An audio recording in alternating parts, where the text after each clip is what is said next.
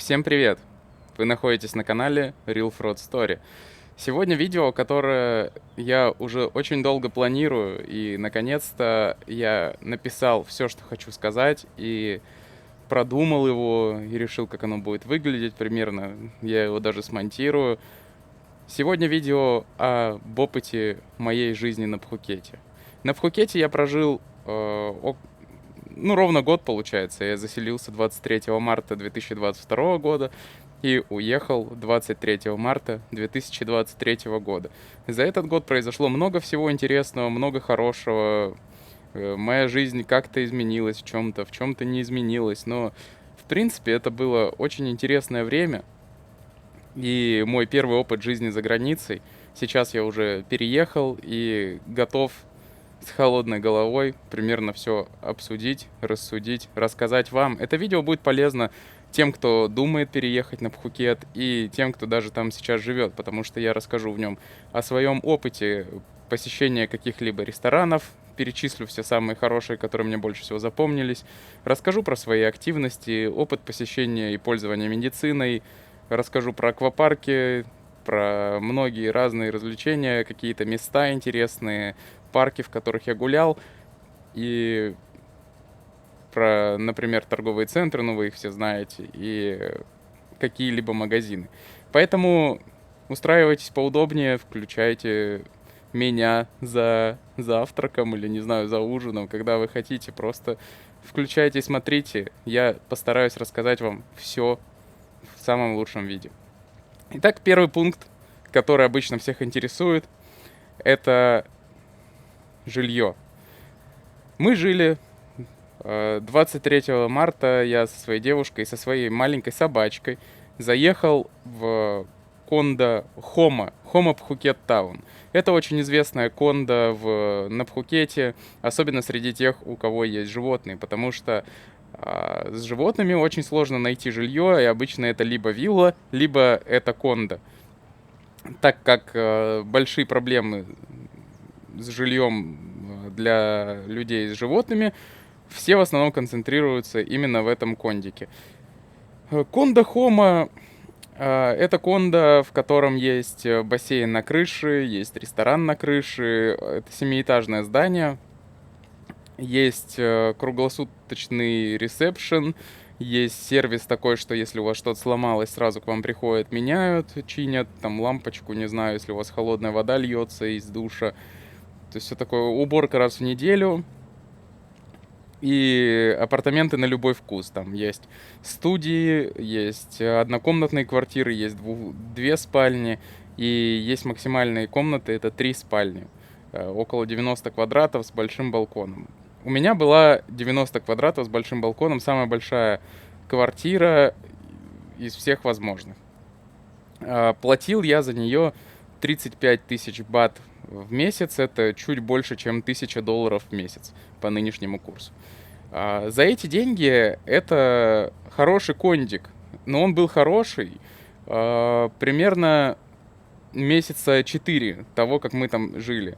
Дальше началось что-то фееричное. Я писал большой отзыв в Гугле по поводу того, что какие минусы есть вообще у этого кондо. Людям очень нравится. Первое время реально очень нравится. Это очень классно. Но со временем еда в ресторане приедается. Бассейном я не пользовался. Тренажерный зал очень маленький. Сервис, ну, в принципе, хороший, но интернет ужасный. Интернет все портит. Если бы не интернет, то там можно было бы существовать очень хорошо и, в принципе, не знать себе проблем. Но интернет реально ужасный. Интернет прям это то, что меня прям вынудило оттуда уехать. В кондике есть парковка большая очень, на которой, в принципе, всегда есть место. Единственное, что мне не понравилось, что, опять же, мы заехали, вообще был полупустой кондо, к августу он заполнился, и мест для парковки стало мало, и они начали продавать эти места. То есть, хочешь парковаться прямо под домом, плати еще 2500 бат просто за парковку, если хочешь парковаться прямо перед своим подъездом. Ну, как по мне, полный бред. Деньги, понятно, смешные, но просто это бред. И места как-то очень быстро расхватали. Но я бы и не собирался покупать, поэтому мне показалось это какой-то чушью. Местоположение. Местоположение Хомы, оно находится в самом центре Пхукеттауна, ну, вернее, наоборот, не в самом центре Пхукеттауна, район называется Пхукеттаун, но она находится не в самом Пхукеттауне, где эти исторические красивые здания, где я частенько гулял, она находится недалеко от Бангкок-госпиталя Пхукет и недалеко от футбольного поля и университета ПКРУ. В принципе, для меня местоположение всегда казалось удобным, но этот рынок Чилва Маркет, который рядом находится, меня постоянно раздражал, я из-за него стоял в пробках вечно. Там вечные пробки именно вот на этом микроучастке, и очень сложно туда подъехать. Не понимаю, кстати, чего все находят в этом Чилва Маркете, как по мне, просто скучное место. Ну, если вам очень нравится, напишите в комментариях, я просто не понимаю, ну реально, что вы там делаете? Зачем туда ходить больше одного раза за ваше время жизни на Пхукете? Мне сложно понять. Бассейн в Honda Homa большой, прикольный, но достаточно холодный. Я там купался, наверное, за год раз 15. Прикольно просто прийти полежать, но когда у тебя есть бассейн в доме, это, ну, не так, может, тебя впечатляет и не так хочется там плавать, как когда ты живешь в отеле. Потому что, например, вот сейчас я живу в доме, в котором 50 с лишним этажей, и есть бассейн на крыше. Ну, я ходил в него за 2 месяца 3 раза. Хотя этот бассейн намного более впечатляющий. Он открывает огромный вид на город. Ну, плюс он просто холодненький. Если бы он был теплый, у меня есть еще бассейн внизу, теплый. Вот там я плавал тоже недавно. Там прикольно. А когда на крыше холодный, это, ну, такое. И поэтому в Кондо Хома не так прикольно. Тренажерный зал, я уже сказал, очень маленький и непродуманный. Очень мало тренажеров. Я, например, не люблю кроссфит и прочее дерьмо. Я люблю только на тренажерах тренироваться, поэтому, когда мне тренер говорит какую-нибудь херню делать, я это не особо люблю. И поэтому мне зал в Хоме не нравился, плюс тренировки всякие. Вот хороший плюс то, что там проводились всякие групповые тренировки для людей, и люди могли ходить на них бесплатно, там на йогу, на всякую, на тайский бокс, еще на что-то. Я не ходил, но самое смешное, что потом это стало платным. И то есть Кондо начал пытаться заработать на всем. На всем пытались заработать. В Кондо очень плохая шумоизоляция. Ужасная шумоизоляция. Вы будете слышать все, что происходит в коридоре. Если у вас собака, то если собака в коридоре или на улице гавкнула, то ваша собака тоже будет визжать, я не знаю. Но у меня гавкает всегда, если кто-то гавкает.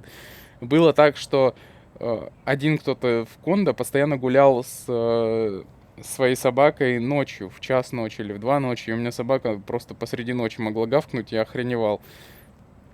Из-за того, что такая плохая слышимость. То есть очень, ну, вернее, наоборот, очень хорошая слышимость, плохая шумоизоляция. Поэтому мне не особо понравилось. Цены на электричество, ну, люди возмущаются. Недавно мне написал знакомый, который там жил, но сейчас уехал тоже. За однокомнатную квартиру ему начислили за электричество 8 тысяч бат. Я платил где-то 7500 за трешку, но за однокомнатную 8 тысяч бат, ну посчитайте, если кто смотрит из России, то это 20 тысяч рублей за однокомнатную квартиру только за электричество. Ну это смешно, вода там бесплатная. Прикольно, кстати, что там стоят еще эти кулеры с водой на каждом этаже. Вы можете бесплатно наливать воду, я так, конечно, не делал, я всегда заказывал упаковки воды и таскал их домой. Еще, кстати, минус кондика. Не в каждой квартире стоят стиральные машины. Ну, там много всяких прачечных, но, в принципе, вот в квартире нет стиральной машины. У нас была, потому что у нас самая большая комната была. Но, допустим, стиралка была без сушилки. Я в России привык жить с сушильной машиной. И сейчас вот даже вот я снимаю здесь квартиру, и здесь у меня есть стиралка, и в ней сушильная машина встроена. То есть они как... Ну, сначала стирается, потом сушится. В России у меня была отдельно сушильная машина огромная. А на Пхукете была просто стиральная машина, поэтому я заказал сушильную машину на Лазаде, на всем известной местными людьми. Это Лазада — это такой сайт типа Алиэкспресс. Там есть все, только все отправляется в основном из Таиланда, либо из Китая, но из Китая очень быстро приходит. И там все относительно недорого, то есть я сушильную машину купил за 8 тысяч бат, потом за столько же ее и продал. То есть 20 тысяч рублей сушильная машина, и вещи у меня всегда были в идеальном состоянии после стирки. Поэтому я думаю, что на этом про Кондо Хома я закончил говорить. Плюсы есть, плюсы есть. Он очень хорошо выглядит. Там неплохое местоположение, большая парковка, есть свой ресторан, есть бассейн, тренажерный зал, но это почти везде есть. Ну и минусы. Очень слабый интернет. Это самый главный минус, из-за которого даже не стоит туда заселяться.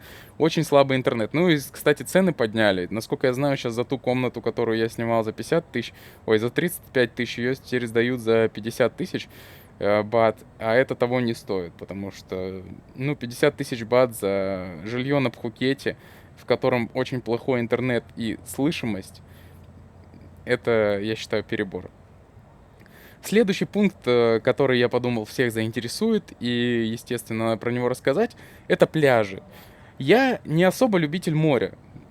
Как-то, а когда живешь возле моря, то тебе на него становится вообще почти пофиг. Но мне очень нравилось приезжать туда погулять, погулять с собакой.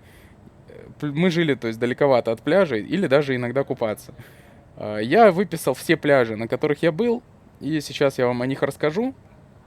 И надеюсь, что когда я буду монтировать, то я еще и вам все покажу фотки. То есть тут вот где-то будут вылезать. Ну, они должны были начать вылезать еще на предыдущем фрагменте про Кондо. И поэтому, если они там не вылезают, то все печально и не будет никакого монтажа. Но если вылезают, то смотрите. И первый пляж, который я выписал, это мой самый любимый пляж, на котором мы обожали на него ездить. Да, он был далеко, находился в 50 минутах от дома, но это пляж просто потрясающий, это пляж Карон. Пляж Карон, пляж, на котором песок хрустит под ногами, так же, как снег зимой в России.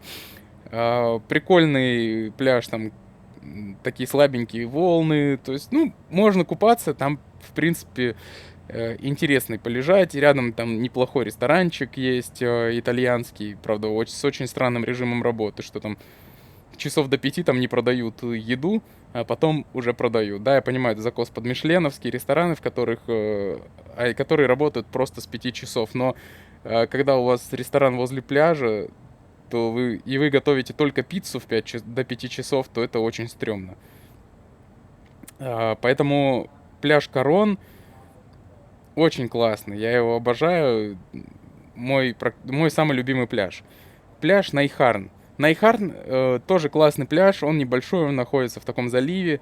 Мы туда ездили, потому что у нас там живут друзья на Раваях, рядом с пляжем Найхарн, и поэтому мы туда постоянно ездили для того, чтобы с ними провести время, там, искупаться, повеселиться. И мне, в принципе, он очень нравился. Там было достаточно много народу, а в сезон-то вообще стала жопа, но пляж тоже классный, но Карон все равно находится на первом месте среди моих самых любимых пляжей, а Найхарн на втором. Пляж Бангтао. Я на нем был один раз всего. Это было где-то в апреле 2022 года, когда мы только приехали. И он мне очень понравился. Там было мало волн, не было практически никого. Но больше почему-то мы на него не ездили, потому что как-то вот не запомнился. Хотя люди очень хорошо о нем отзываются. И он им очень нравится, но почему-то вот мне не попался. Я, кстати, я вот записываю это видео, не забудьте сказать, вернее, не забудьте, что я снимаю это из своего опыта. То есть я знаю, что есть много еще крутых пляжей, на которых я не был. Я рассказываю только то, что я посетил лично и со своей точки зрения, потому что видео про Пхукет полно, и я решил снять именно свое, исходя из своего опыта, и рассказать чисто про свою жизнь. Пляж Ауйон. Пляж Ауйон находится на мысе Панва. Его мы открыли где-то за пару месяцев до отъезда. Опять же, рассказал знакомый. Пляж для купания мне не особо понравился, но позагорать там прикольно. Народу очень мало, и там очень красиво. Там такой заливчик с яхтами. И сама дорога на этот мыс Панва очень красивая. Там есть прогулочная зона с какими-то беседками на горе. Я вот уже забыл, где это находится, с видом на Чилонг. И поэтому там очень прикольно. Но купаться там не особо интересно. Там интересно просто посидеть в кафешечке. То есть там так вот. Довольно приятно, но не потрясающе. Пляж Кота. Пляж Кота — это пляж, который мне меньше всего понравился, но я на нем хотя бы купался.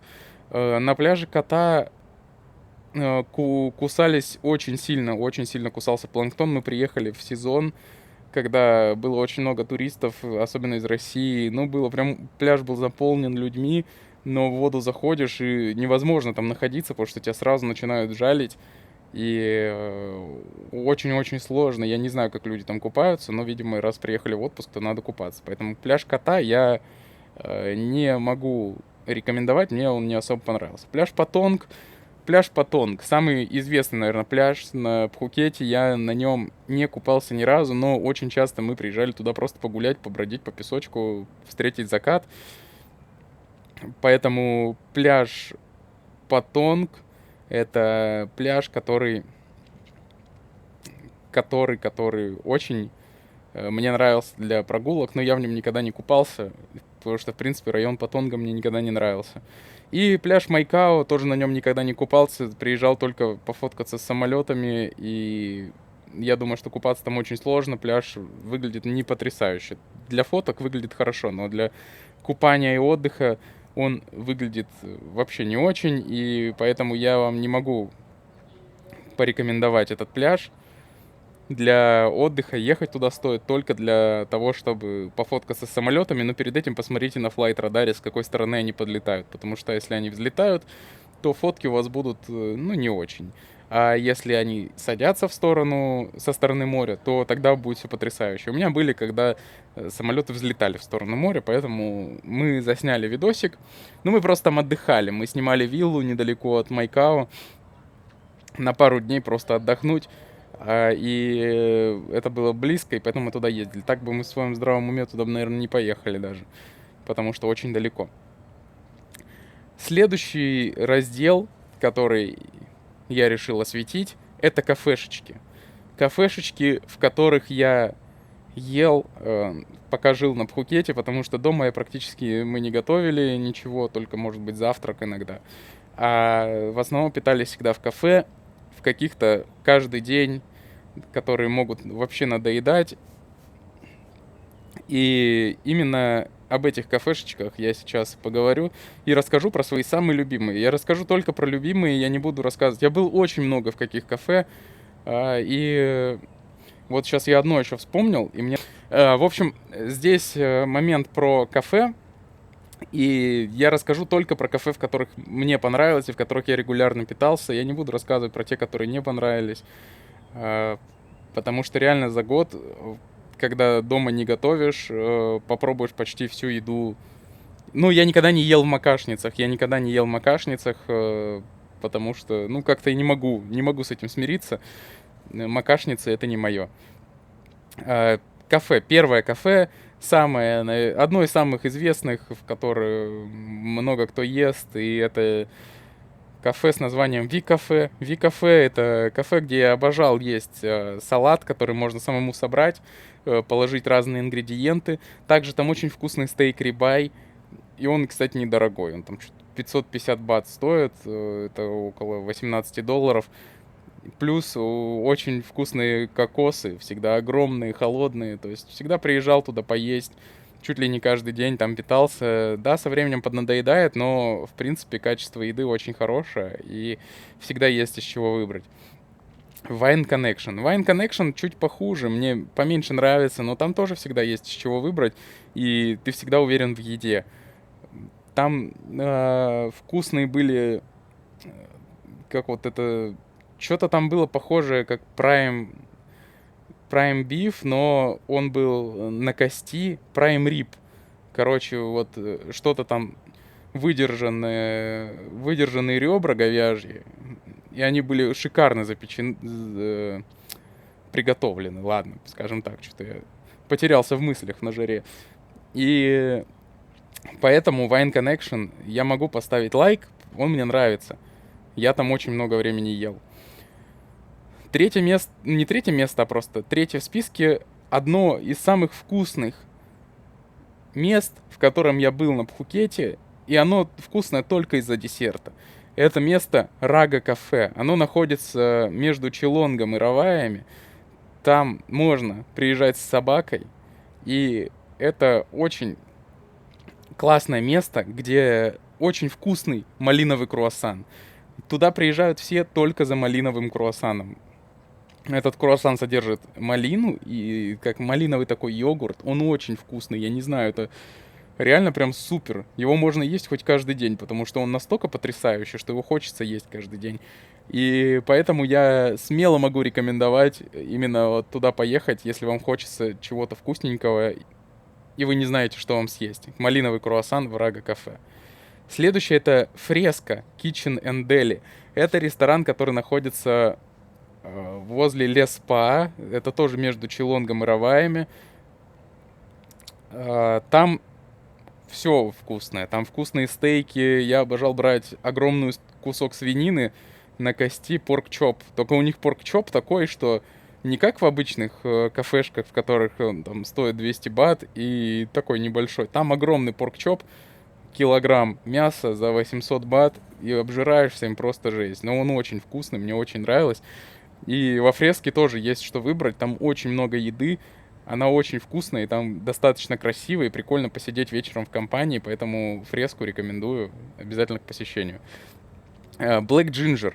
Black Ginger — это ресторан, он находится в гайде Мишлен и находится очень неудобно на Майкао.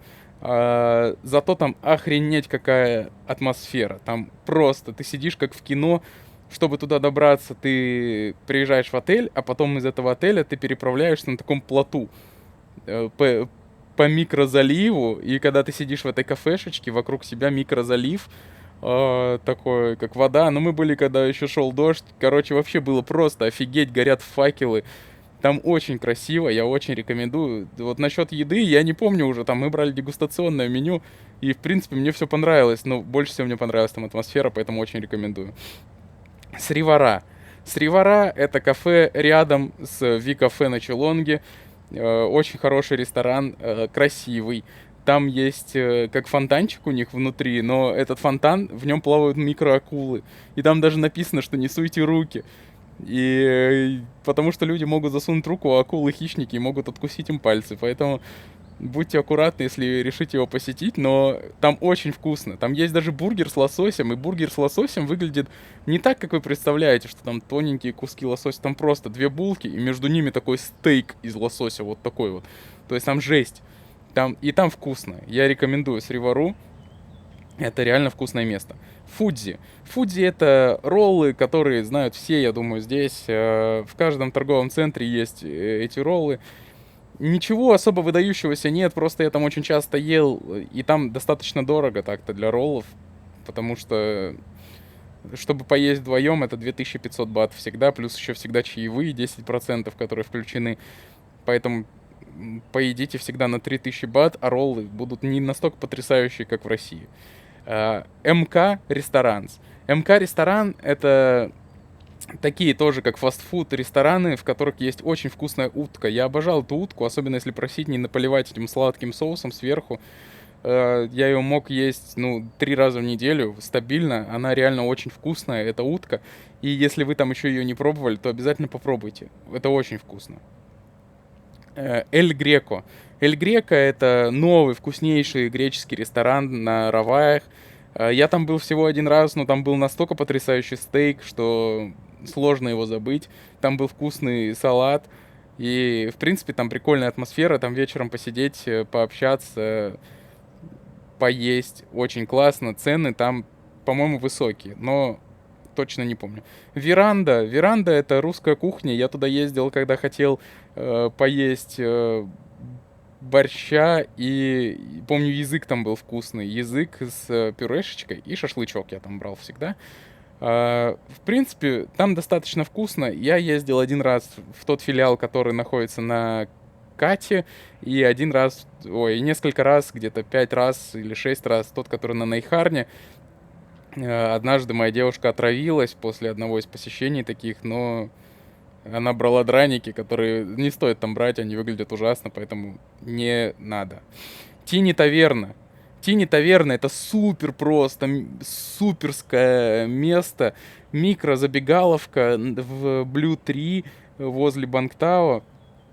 На Бангтао в Блю 3. Там самый вкусный греческий салат, который я пробовал в Таиланде. Он просто потрясающий. И это место держит какой-то американец. Они готовят вкусные гиросы и вот этот потрясающий салат. который, ну, невозможно забыть, я не знаю. Да и гиросы этот с их соусом таким белым, сметанным, это просто отвал башки. Очень скучаю, картошечка у них там тоже фри очень вкусная, поэтому вам обязательно надо его посетить, и вы потом будете туда ездить, скорее всего, очень часто. Catch Beach Club. Catch Beach Club — это ультра классный бич-клаб на пляже Бангтао. Там очень вкусно, там очень вкусная пицца. Я никогда не ел такую вкусную пиццу, с трюфелями она была. Но именно не в трюфелях дело, а в том, как они ее готовят. Очень тонкое тесто, хрустящее такое, прям, я не знаю, оно очень тонкое и очень вкусное. Там очень дорого, но там очень классно встречать закат, потому что место потрясающее. Catch Beach Club тоже рекомендую к посещению, но там ужин за двоих обойдется примерно в 7000 бат. Поэтому будьте готовы. Назоми. Назоми — это вкуснейшие роллы, но только одни. То есть это место в Бот-Лагуне.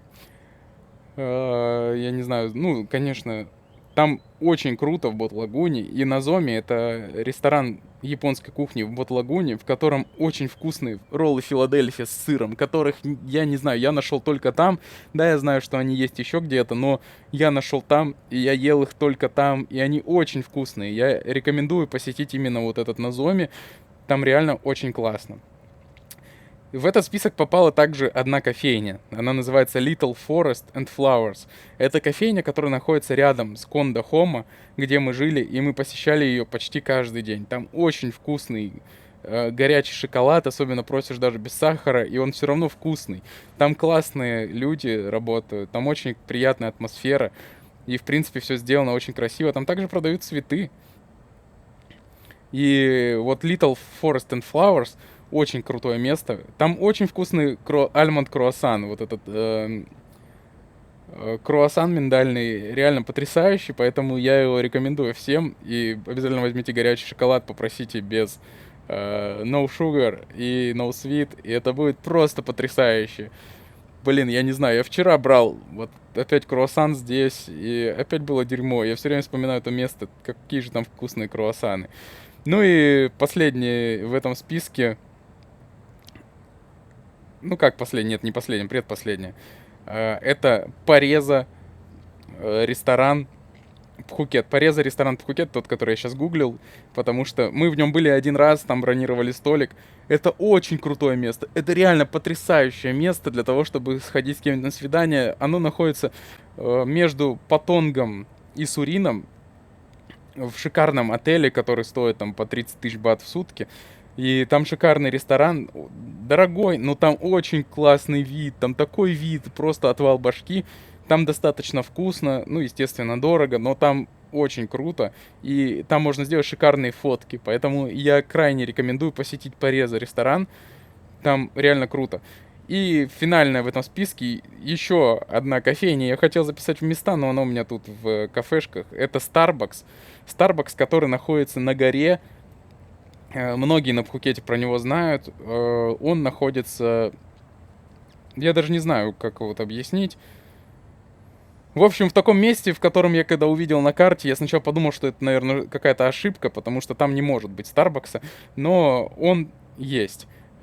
Он там есть, на этой горе, этот Starbucks, и на него, чтобы до него добраться, вам надо заплатить депозит и ехать в кузове пикапа, который едет 200 километров в час в гору под углом 90 градусов. Я не знаю, вы там охренеете просто, но это стоит того. Вид, который там открывается, просто потрясающий. Я крайне рекомендую это место посетить.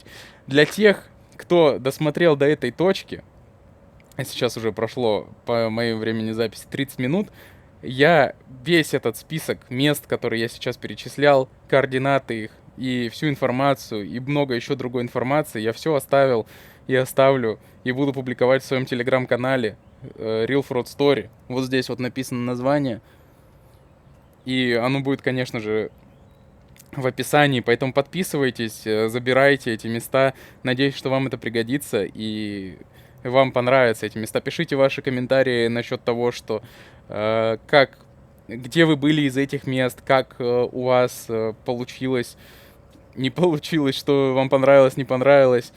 А мы продолжаем. Следующее идет в моем списке места развлечений, где я был, но их мало на самом деле, потому что, вот, например, мы не были в парке Ханумана, хотя собирались пойти в этот зиплайн парк Ханумана, но так и не добрались до него.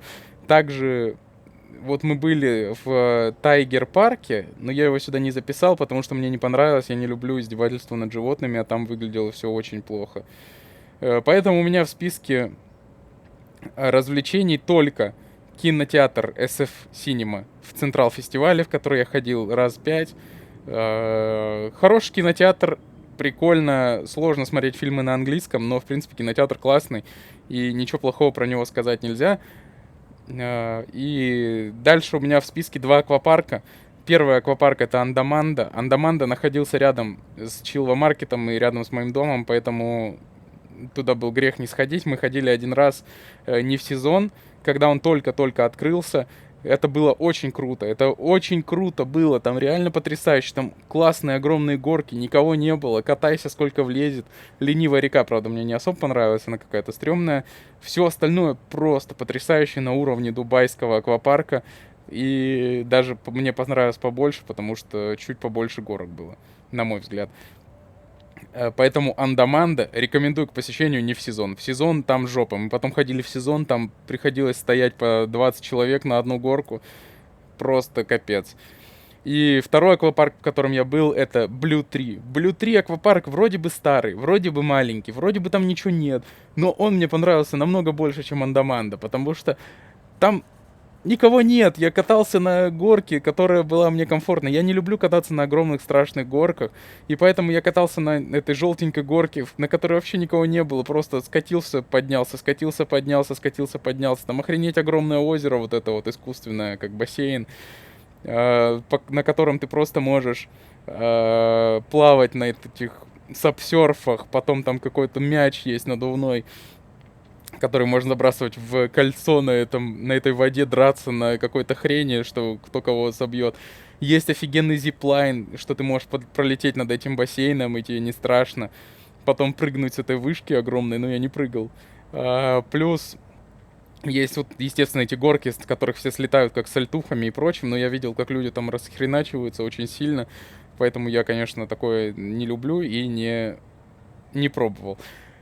И плюс там есть волейбольная площадка, мы играли в волейбол, нас было человек 5, и мы играли, пришли еще где-то 5 мужиков, скорее всего, они были из Эмиратов, и вот мы играли против них. В принципе, просто классное место, там очень классно отдохнуть, на весь день поехать, плюс потом вы можете как раз выйти и поесть этот шикарный греческий салат, про который я вам упомянул, поэтому я рекомендую к посещению аквапарк Blue Tree. Очень рекомендую, мне очень понравился аквапарк Blue Tree, поэтому посещайте. Следующий пункт, о котором хотелось поговорить, это транспорт.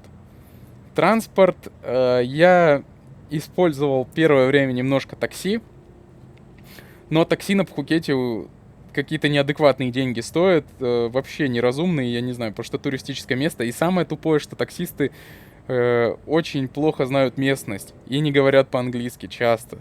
Однажды я вызвал такси до Бот-Лагуны от Централ фестиваля. Примерно, я думаю, кто там живет, понимает, какое это расстояние, очень маленькое. Я потом доезжал сам на машине за 10 минут. И ехал туда час, потому что таксист не понимал, куда ехать. И у него навигатор не понимал, куда ехать. И он не понимал, как пользоваться навигатором. То есть меня эта ситуация жутко выбесила. Я еще пришлось платить еще 300 бат за это. 300 бат, там километров 5 дорога. 300 бат. С тех пор я начал искать машину. И арендовал машину 4 раза. Я 4 разных машины арендовал за этот год, который прожил на Пхукете. Одна из машин, самая первая машина, все машины я находил через Пхукет объявления. Самая первая машина была Mazda 2, 16 тысяч бат, 19-го, наверное, года или 21-го года. Я не помню, честно, наверное, 21-го года. в максимальной комплектации, все там было, заводилось с кнопки, а, камера заднего вида была, то есть, ну, в принципе, все, что нужно было. Единственный неприятный момент случился, ну, депозит, естественно, 5000 бат, говорить, что это машина друга, потому что аренда там запрещена среди, когда русский владеет машиной. Неприятный инцидент случился в том, что я попал в аварию на ней, но я попал не по своей вине. Я ехал по левой полосе, и на Т-образном перекрестке, вот таком, вот, вот таком вот перекрестке, то есть вот сюда вот, вот я еду, вот здесь вот. И я хотел повернуть вот сюда, направо. И когда я поворачивал, дурачок на байке обгонял меня вот здесь вот и дал мне в бок. Ну, то есть ситуация очевидна. Приехал страховой агент, там приехали владельцы машины, и они взяли с этого чувака компенсацию 10 тысяч бат, хотя там ущерб был вообще небольшой. И потом мне не хотели отдавать страховой депозит, который я вносил, 5000 бат, что я уже попал в аварию. Я говорю, так не по своей вине, вам тем более заплатили. Они говорят, это никого не волнует. Авария была, мы вам не отдадим депозит. Короче, я там срался с ними, и они мне отдали депозит. Но еще и воняли, там этот агент вонял, что я не прав в этой ситуации, но это бред. После этого я арендовал Toyota Yaris. Toyota Yaris за 15 тысяч бат, новая. Новая, но в ужасной комплектации, в стрёмной. Toyota Yaris Hatchback.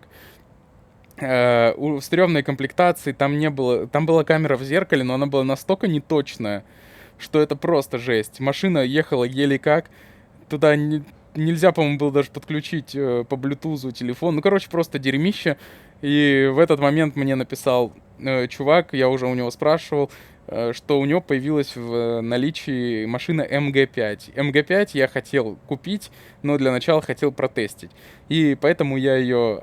Он мне предложил, он сказал, что они сдают ее за 25 тысяч бат, это дорого. Но машина была новая, прям из салона, ее только купили. И она выглядела очень хорошо внутри, китайская такая тачка, и достаточно хорошо выглядела снаружи. После этого, после того, как я согласился, я взял на месяц, поездил месяц, мне машина понравилась, особенно после этой Mazda и Toyota Yaris. И я договорился с чуваком, что я ее буду брать на 3 месяца за 60 тысяч бат, то есть 20 тысяч в месяц. И в итоге я просто поменял, я сказал 4 машины, поэтому вот это была серая, но мне дали другую желтую, и я ездил на желтой. Оставшиеся 9 месяцев платил 60 тысяч раз в 3 месяца, поэтому даже в сезон мне ничего не повышали, хотя эти машины стали стоить вообще космические деньги, там сдавали за 38 тысяч бат в месяц. У меня никаких проблем не было, за это респект этому прокатчику, и я его прорекламирую, я напишу о нем в Телеграме, дам ссылку на него, поэтому если вам надо где арендовать машину, то обязательно обращайтесь, потому что на Пхукете есть мошенничество с машинами, реально стрёмное мошенничество с машинами. Людям сдают машины на долгий срок, а потом под каким-то предлогом, там, что нужно забрать на ТО или еще что-то, их забирают и съебываются с этими машинами, и вы не увидите свои деньги. У вас не будет. Вы не сможете ничего сделать. Просто вас кинут на бабки, и вам придется это терпеть. Поэтому будьте аккуратны, когда арендуете непонятно у кого машины. У нас так попали друзья. Они заплатили за 3 месяца аренды машины, и на 2-м месяце у них так забрали, и пропала владелица. Но оказался один момент, что у них остались в машине водительские документы все.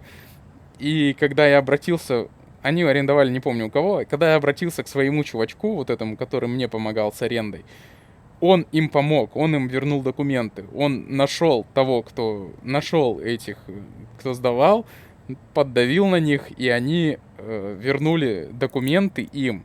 Поэтому я могу выразить ему только респект и порекомендовать его. В общем, все это время я передвигался на машине, на Пхукете. Я съездил по Таиланду, прокатился на этой тачке, там съездил до Чангмая. Я думаю, вы понимаете, насколько это далеко, если ехать на машине.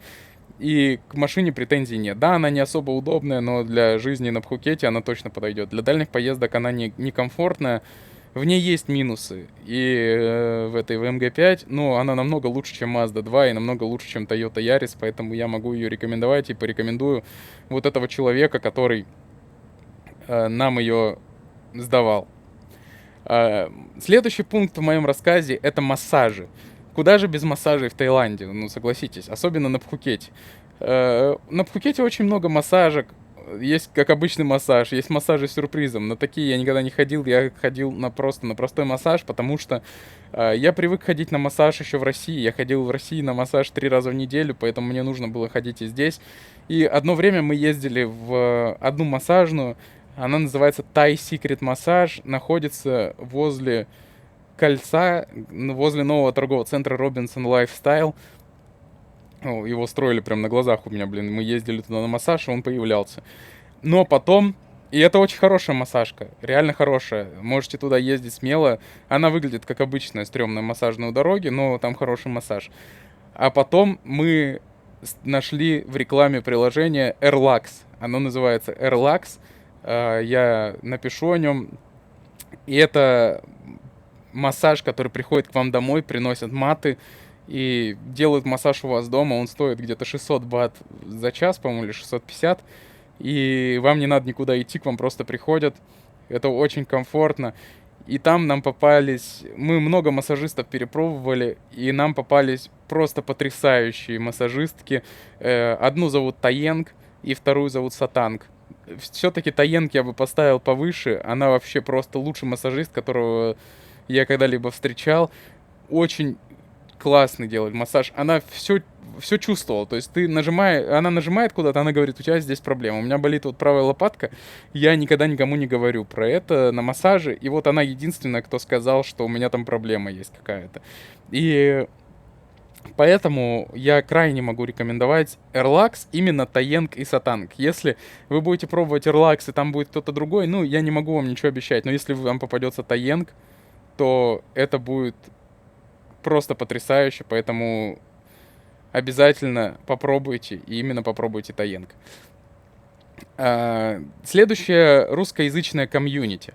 Это достаточно такая спорная тема. Она, с одной стороны, хорошая, с другой стороны, плохая. Вы в любой ситуации найдете ответ на свой вопрос, и вам всегда помогут, вы всегда можете встретить интересных людей. Например, ну, я встретил реально классных людей, подружился с кем-то. А если бы, там, допустим, жил бы в России, то вряд ли бы встретил. Но также есть и сомнительные люди, всякие коучи, тренинги, там, ну, короче, всякие, ну ладно, молчу, обманщики, которые непонятно кто. Ну, короче, как просто атмосфера сама на Пхукете становится более похожа на российский город Сочи, в котором я тоже жил полгода, и из-за этого чуть-чуть неприятно, но с точки зрения того, что если вам что-то нужно, вы найдете все, что угодно. История, как появился мой трек Real Fraud Story и трек Conor McDavid. Я же даже никогда не думал о том, что я могу записать трек. Просто когда мой канал начал расти, который удалили потом, и дорос до 8000 подписчиков, я подумал, что, блин, ну класс, я же тоже блогер, я могу сделать трек. Я всегда любил слушать рэпчик, там разбирался в рэпе, смотрел Versus Battle и даже был на одном из Versus Battle'ов. Поэтому знаю там нескольких рэперов. Поэтому я думал записать свой трек. И тут я такой что-то подумал, ну пора. И написал, просто сделал объявление, что мне надо написать трек, помочь записаться.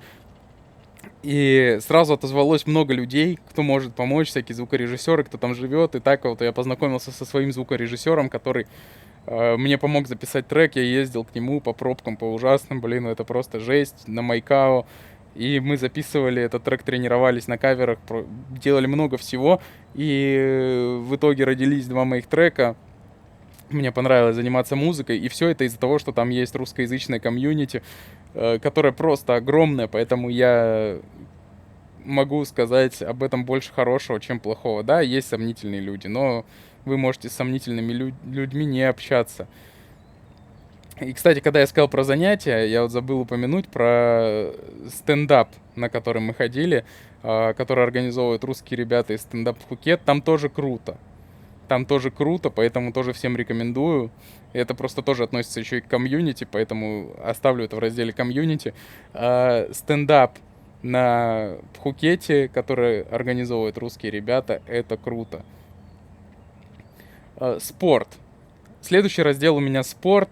На Пхукете можно по факту найти спорт на любой вкус. Например, я ходил на теннис. На теннис я ходил в Коконат теннис на 3 тренировки к тренеру Чико. Но потом я узнал про Океаник Спорт отель, и там Спорт Клаб, вот этот, там потрясающий тренажерный зал, в который мы ездили постоянно и там тренировались.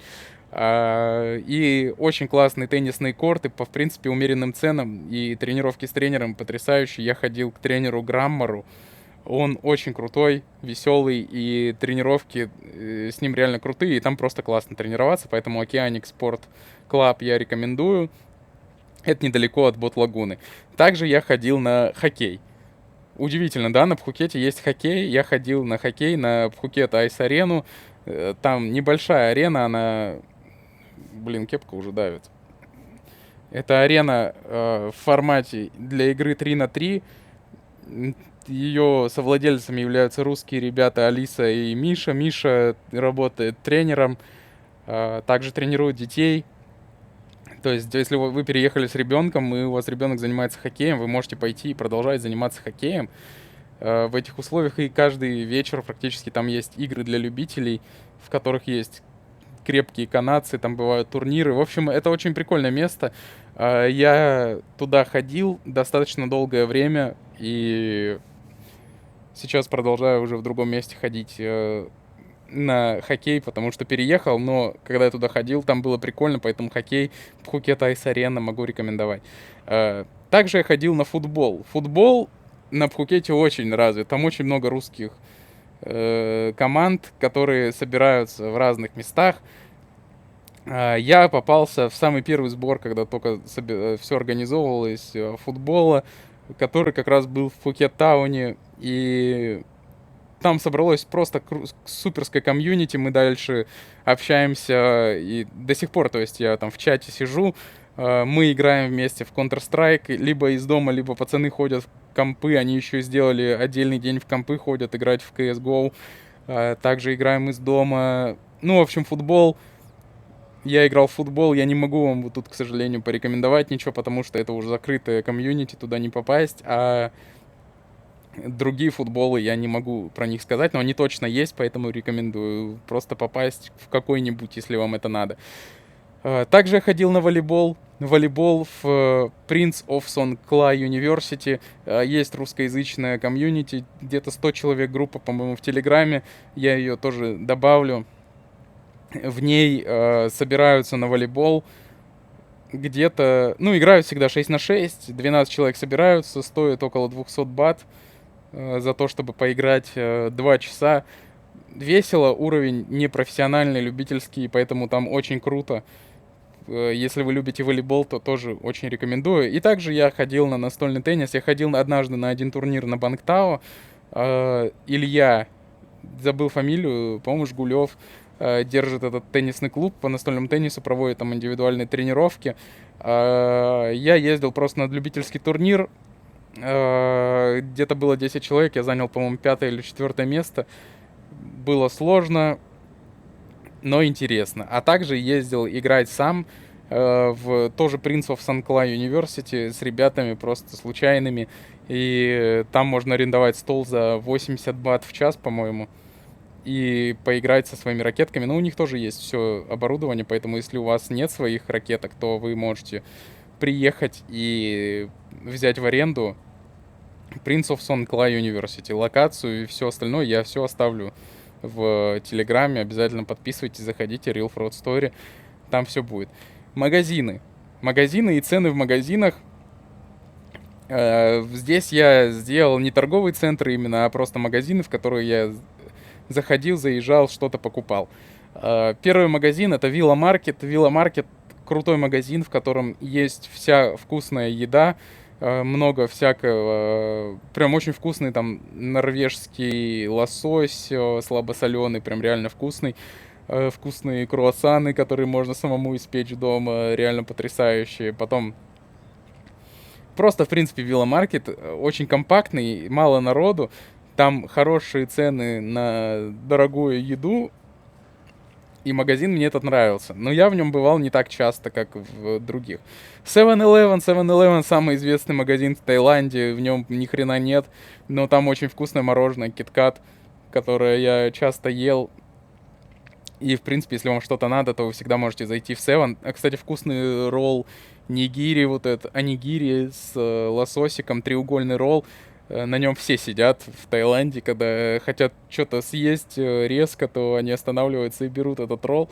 Плюс еще там продаются бананы поштучно, готовые, что едешь на тренировку, хочешь поесть, такой хоп, банан съел и все, и кайфуешь.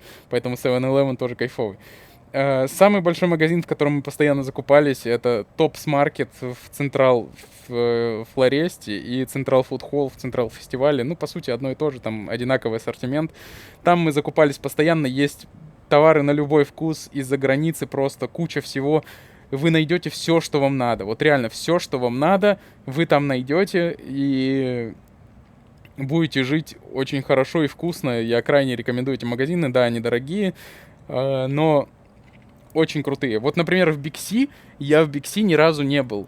Один раз я был, там что-то нож искал, но в Биг-Си реально я не был, хотя люди постоянно туда ездят и там закупаются. Следующий магазин из списка это Икея. В Икее на Пхукете небольшой выбор, но в принципе все есть, все, что нужно. Перед тем, как уезжать из Пхукета, мы уже забронировали нашу квартиру, где мы будем жить, и все оплатили, и поэтому перед тем, как приезжать, она была готова, но не было никакого постельного белья, ничего. И мы узнали размеры матрасов и купили все в Икее, постирали, подготовили, и когда ехали, уже все приехали, все застелили, и все было круто. Поэтому то, что Икея есть на Пхукете, это очень хорошо. Она компактная, но там, в принципе, все есть. Фрикадельки там дерьмовые, можете там не есть. Они вообще какие-то ужасные. Но тортик миндальный этот, он потрясающий, поэтому в Икею стоит заехать только ради этого. Икея, хорошо, что ты есть, спасибо.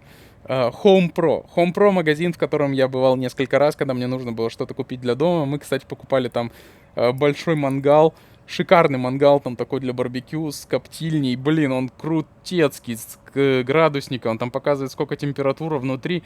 И он стоил всего 3000 бат на колесиках. Шикарнейший мангал, поэтому я крайне могу рекомендовать Home Pro. Шикарный магазин, ну, естественно, если вам что-то надо. Ну, а чё я вам его рекомендую? Выбора особо и нет. То есть, если вам что-то надо, вы поедете в Home Pro. И это не зависит от моих рекомендаций. Просто Home Pro классный магазин. Торговые центры, следующий список. В торговые центры, в которых я был. Централ Фестиваль, Централ Флореста, Робинсон Лайфстайл и Аутлет. Первый в списке пусть будет Централ Фестиваль, это...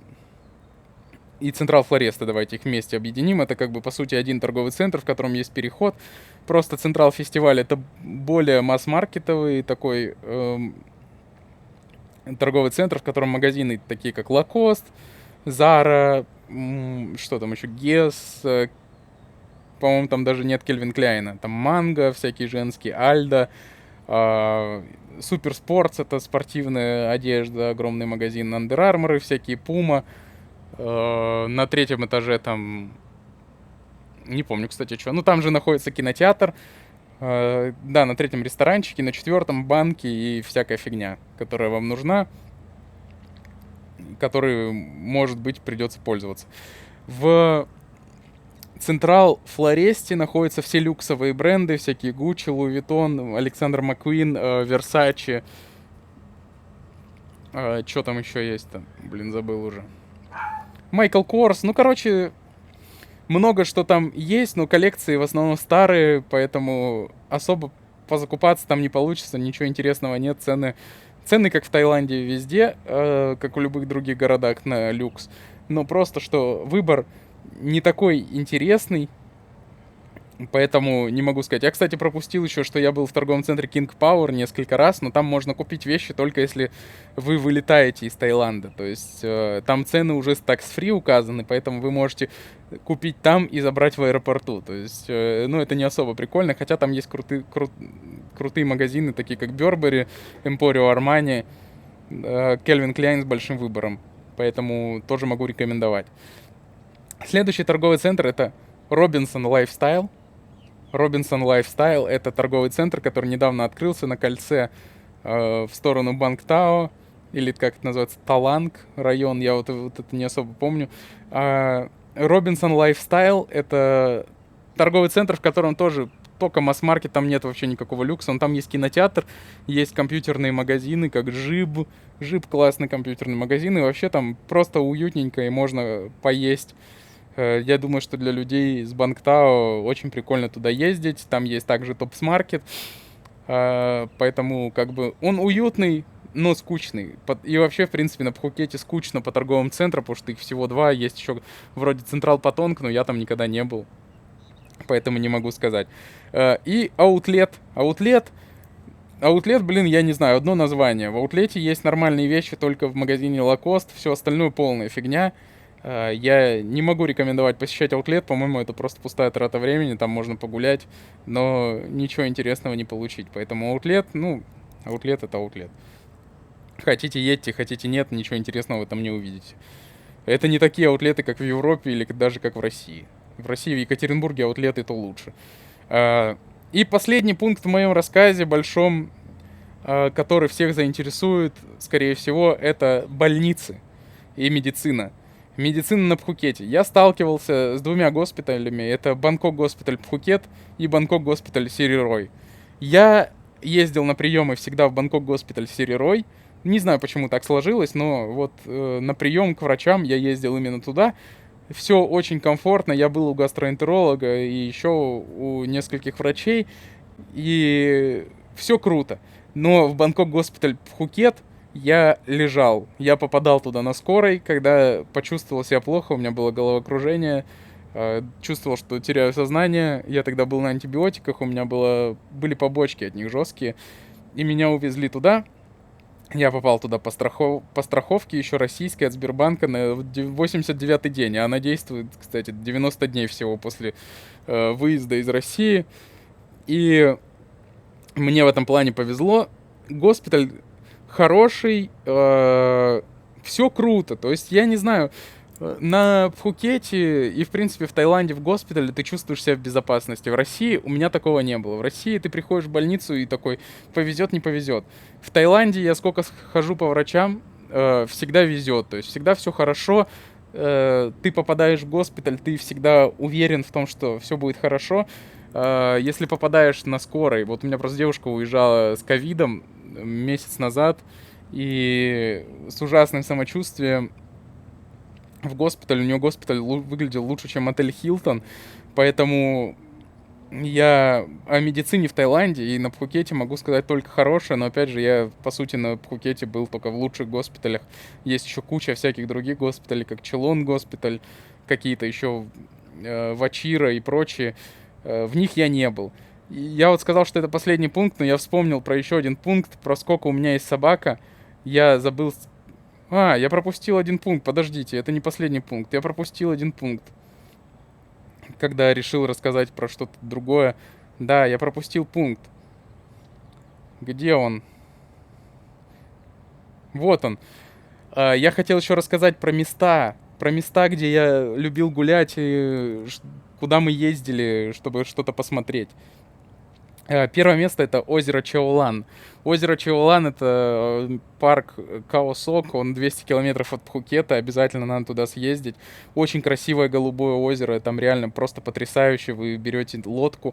Если вы еще можете остановиться на ночь там и переночевать, то это будет потрясающий опыт, я крайне рекомендую всем, это супер круто. Второе место — это Каолак. Каолак — это такой городок, и там есть куча отелей на берегу, где вы можете отдохнуть после того, как вы живете на Пхукете. Реально иногда нужен отдых. В 5-звездочном отеле крайне рекомендую, очень круто. Также парк Рама-9 — это парк, в котором мы частенько гуляли, просто чтобы погулять. Парк мне очень нравился, хотя он достаточно убитый, и по сравнению с парками, например, в Бангкоке, он скучный. Университет ПКРУ и озеро с огромными рыбами. Там реально озеро, в котором огромные рыбы, они вот друг об друга бьются, там их все кормят. Там просто небольшое озеро и огромнейшие рыбы. Вы просто охренеете, если вы там не были, поэтому я крайне рекомендую туда сгонять. Там просто жесть. Я там видел даже черепаху в этом озере. Это просто капец. Потом место. Бот-лагун. Там стоят яхты, там очень круто гулять. Просто классное место, особенно с собачкой. Поэтому Бот-лагун могу порекомендовать. И последнее место — это Dog School. Dog School на Пхукете. Мало кто знает, что есть Dog School на Пхукете. Это место, где вы можете приехать со своей собакой, она у вас побегает. Вы там можете также ее оставить на какое-то время, то есть это как док-отель. Но мы приезжали туда, чтобы наша собака побегала, потому что на Пхукете сложно найти место, где собака может побегать. А там есть огромная зеленая зона, где из искусственной травы, где собака может побегать и набрать физическую активность. Поэтому это место я крайне рекомендую. Там очень круто. В принципе, на этом все. Я рассказал все, что хотел про Пхукет. Я надеюсь, что вам это видео понравилось. Подписывайтесь, ставьте лайки, пишите комменты, рассказывайте, что если вы живете на Пхукете или жили там, что вам нравится, что не нравится, что я забыл упомянуть. Расскажите про какие-то свои классные места. Подписывайтесь на мою телегу, там будет гайд, не гайд, а список всех мест, которые мне понравились. И поэтому вам обязательно нужно это увидеть. Спасибо за просмотр, спасибо за внимание. Я надеюсь, что это будет легендарное видео. Всем пока.